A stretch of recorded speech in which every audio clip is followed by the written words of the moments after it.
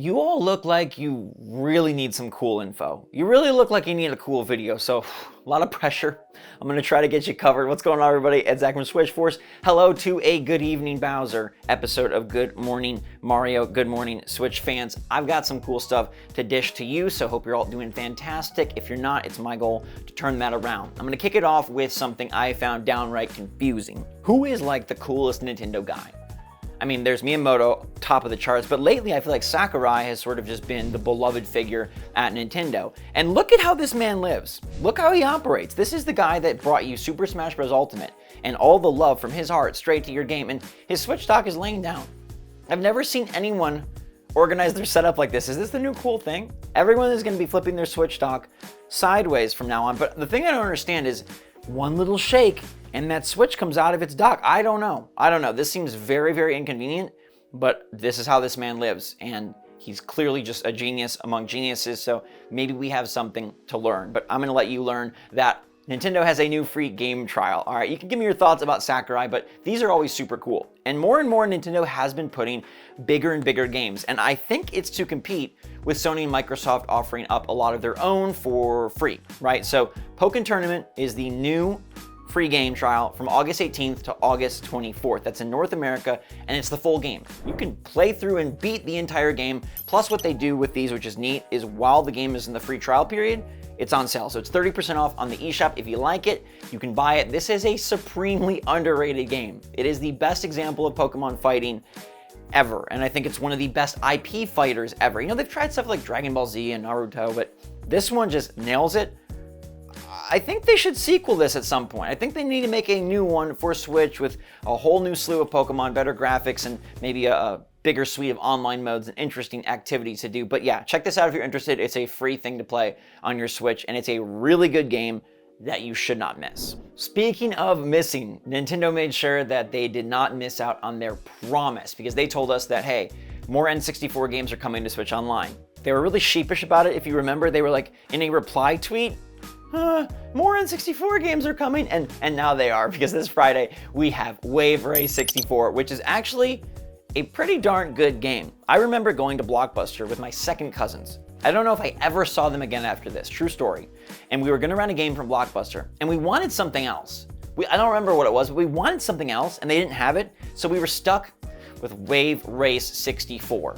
And there were frowns on the car ride home from Blockbuster, but I think we ended up liking the game, or maybe we didn't, because like I said, never saw those second cousins again. So while Nintendo is not giving us a long look ahead at what's coming to the N64 lineup, they are definitely continuing, and I predict this continues until probably the next General Direct, where they announce bigger, more futuristic Switch plans, aka Game Boy. But for now, you do have Wave Race 64 coming Friday. If you're interested, it should be good. Some release dates finally happening on Switch. Life is Strange Arcadia Bay Collection, which chronicles two Life is Strange games. The first one featuring Max Caulfield, I think is her name. What a sweetheart. Anyways, it's September 27th. This has been a long time coming. Many delays. I think we're like close to a year late at this point, but hey, September 27th, something third party is actually sticking in Q4. And then we also have Lego Bricktales coming in that's Q3. Lego Bricktales though is coming Q4, which is October, and that game looks super cool. It's like Banjo-Kazooie nuts and bolts with Lego solving puzzles, kind of Captain Toad style. I don't know. It looks like the perfect hybrid of building Legos and then solving puzzles and vehicles. I'm actually genuinely super excited for this one. I hope it comes soon. Confirmed for Switch Q4, that's good. And then a new Tales from the Borderland, and it's literally called New Tales from the Borderland. If you're not familiar, this is a Telltale joint about Borderlands, a story about Borderlands where you make a lot of choices that affect the outcome.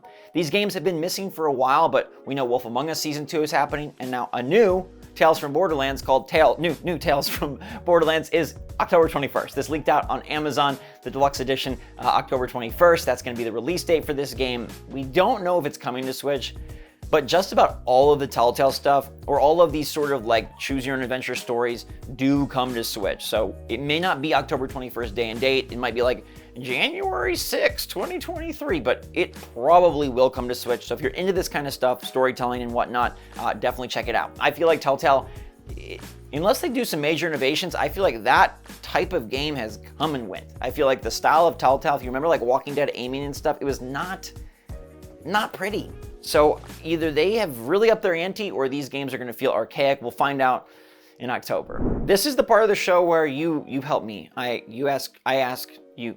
Okay. Kirby's Dream Buffet, how is it?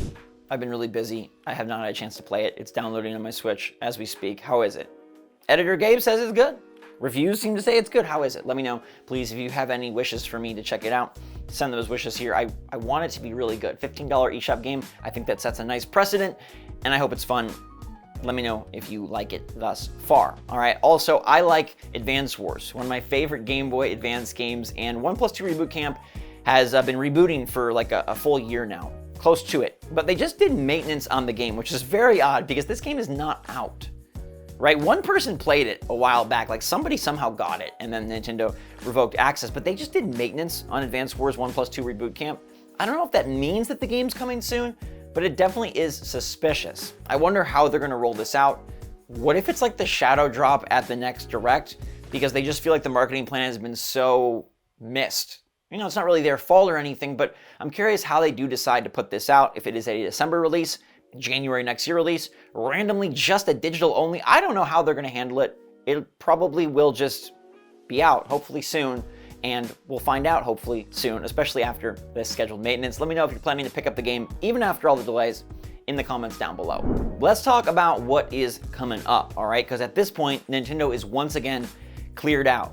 They let it rain and then they cleared it out. All right, so they did their Splatoon 3 Direct, they did their Kirby's Dream Buffet launch, they got Xenoblade Chronicles 3 out there. We are in the clear again. They've started up their N64 cycle. They've kind of got all of it out. So what's next is almost assuredly a Indie World presentation, an Indies presentation for Nintendo Indies, and dear goodness gracious, I would hope that Hollow Knight Silksong would be there, probably not, but it would be great. It popped up back at Microsoft's E3 time showcase and then silence yet again. But next week seems like the week. Nintendo will probably announce it on Monday, and then Wednesday will be the Indie World. These have previously been around August 18th the last 2 years, and that would be fitting for next week. All right, right? We had Kirby's Dream Buffet this week, so I think that kind of was Nintendo's main marketing oomph.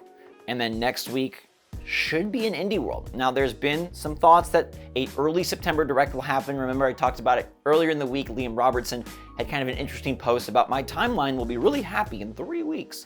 So that could happen as well, but I do think the next stop on this Nintendo 2022 hype train is going to be next week at an Indie World. I guess they could go one more week, but it really feels like it will be next week to stay in concert with all of the past Indie Worlds. They're usually in August. In fact, I think they've always been in August for sort of this mid-year showcase, and it'd be nice to set up some dates for the second half of the year, the back end of the year as games leave. Maybe new games can enter, and come on, tell us something about Sports Story or about Hollow Knight. We need those games quick. It's been a minute. All right, I hope you all are having a fantastic day. Thank you so much for watching. Appreciate all of you. Let me know how Kirby is, okay? And let me know if you're excited for any of the release dates that we talked about. Plus, have you ever put your Switch dock sideways? Am I crazy? Is this as weird as I think it is, or do you do it too? Let me know in the comments down below. Stay safe, stay healthy, stay happy, stay positive out there. And until next time, my wonderful friends, thanks again. SwitchForce out.